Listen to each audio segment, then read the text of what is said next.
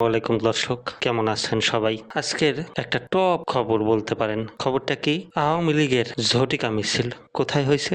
বাংলাদেশের রাজধানী ঢাকা, ঢাকার মহাখালীতে। এবং মিছিলের পাশাপাশি ককটেলও বিস্ফোরণ হয়েছে।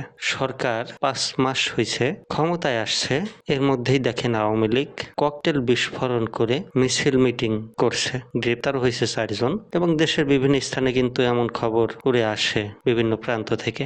এখন যেটা বলতে চাচ্ছিলাম যে আমি দীর্ঘ 10 বছর ঢাকায় ছিলাম, 2013 সাল থেকে 20-21 সাল পর্যন্ত, বা তার বেশি হবে, কম বেশি হবে একটু। এর মধ্যে ঢাকার পরিবেশ বর্ণনা করে শেষ করা যাবে না। জঙ্গি হামলা, এই হামলা, সেই হামলা। আমার বাসার পাশে হোটেল ওলিওতে জঙ্গি হামলা হলো এক রাতে ভোরের দিকে। আমি তো আতঙ্কে পড়ালেখাই করব না এই নানান টেনশনে থাকবো। তো যেটা বলতে চাচ্ছিলাম যে মানুষ কিন্তু সরকার আসার 5 মাসের মধ্যেই নানান অভিযোগ তুলে ধরছে, বিভিন্ন অজুহাত, বিভিন্ন ক্ষোভ প্রকাশ করছে গণমাধ্যমে, ফেসবুক, ইউটিউবেও প্রকাশ করছে, আবার জাতীয় পত্র পত্রিকা মেইন স্ট্রিমে গণমাধ্যমে প্রকাশ হচ্ছে। তো এই যে প্রকাশ করার স্বাধীনতা, এটা কিন্তু পাচ্ছে জনগণ। বা 5 মাসে যে মানুষ একটা সরকার কিছু করতে পারে না, সেটা কিন্তু একটা চিন্তার বিষয়। যে 5 মাসে একটা সরকার এসে হঠাৎ করে তো পরিবর্তন করা যায় না।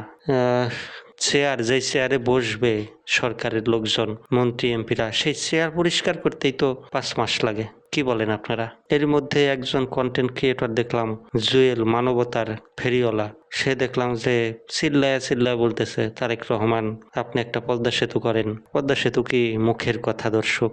বলেন তো, 5 মাসে এসে চেয়ার পরিষ্কার করে চেয়ারে বসবে, নাকি বিগত সরকার আমলে যে ক্ষমতা, সেই ক্ষমতাটা বুঝে নেবে, নাকি ব্রিজ করবে? আমি জানি না সে কিভাবে এত মিলিয়ন মিলিয়ন ভিউজ পায় সামাজিক যোগাযোগ মাধ্যমে।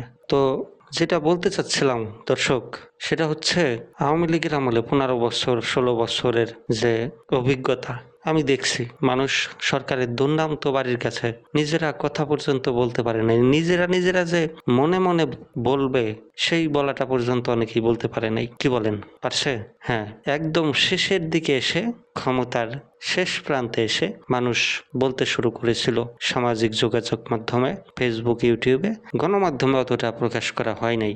আজকেও একটা খবর দেখলাম, সামনে আসছে যে এই ধরনের খবর প্রকাশ করলে টিভি বন্ধ করে দিবে। এরকম যদি নিয়ম থাকে, তাহলে তো সেই টিভি কখনোই প্রচার করবে না ওই ধরনের খবর। যেসব খবর প্রচার করলে তাদের টিভি বন্ধ হয়ে যাবে। তো সরকারকে আমার মনে হয় সুযোগ দেওয়া উচিত যে তারা কি ধরনের কাজ বাংলাদেশের জনগণের জন্য দিতে পারে। দর্শক, এই খবরটার বিস্তারিত পড়ব প্রথম আলোর একটা খবর, যদিও আমার এখানে অন্য একটা পত্রিকা, সেটা হচ্ছে bdnews24.com। মহাখালীতে আওয়ামী লীগের মিছিলের চেষ্টা, আটক 4।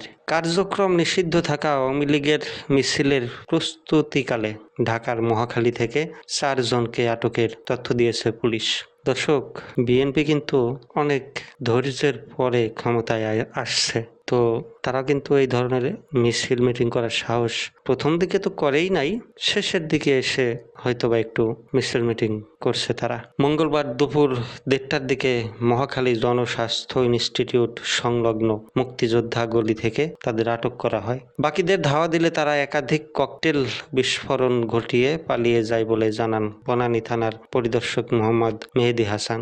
আটক 4 জন হলেন সরকারি বাংলা কলেজ ছাত্রলীগের কর্মী আসলাম মিয়া ও আশিকুল ইসলাম এবং আওয়ামী লীগের কর্মী মাহফুজুর রহমান সিয়াম ও মনির হোসেন। মেহেদী হাসান বলেন, দুপুর 1:30টার দিকে 30 থেকে 40 জন মিছিলের জন্য জড়ো হচ্ছিলেন। খবর পেয়ে বনানী থানা পুলিশ ঘটনাস্থলে গেলে তারা ছত্রভঙ্গ হয়ে পালানোর চেষ্টা করেন। এ সময় স্থানীয় জনতা একজনকে মারধর করে পুলিশের কাছে হস্তান্তর করেছেন। বাকি 3 জনকে পুলিশ আটক করেছে। পুলিশের এক কর্মকর্তা বলেন, 15 আগস্ট উপলক্ষে ঢাকা মহানগর উত্তর আওয়ামী লীগের ব্যানারে মিছিলের চেষ্টা করা হয়। অভিযানে একটি ব্যানার উদ্ধার করা হয়েছে।